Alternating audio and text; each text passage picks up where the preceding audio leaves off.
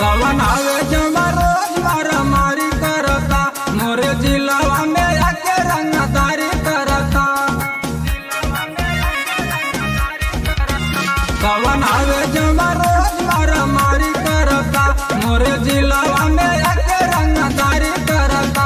लगे अब हथियार उठावे के पड़ी, लगे अब हथियार उठावे के पड़ी। तो ईरान के पावर अब दिखावे के पड़ी, दया ईरान के पावर अब दिखावे के पड़ी।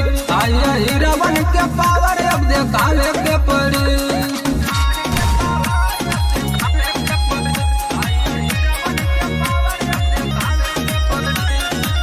बाल बखून अब खून हो गई, जाति हमार सुना चुप नहीं रही।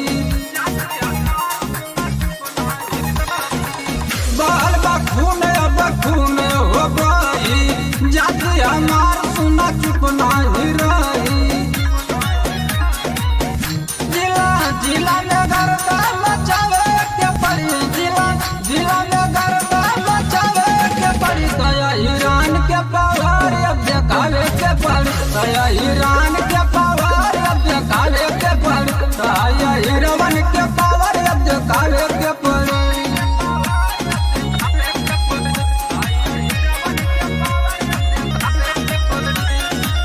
सुनो डराइब नहीं कट्टा बंदूक से, मारा बगोली सीधे घरवे में घुस के।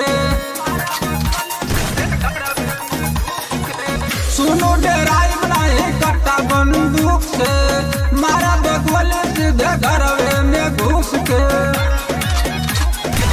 तो सुतल शेर बयासिस जगावे के पड़ी, सुतल शेर बचंदन जगावे के पड़ी। तो ईरान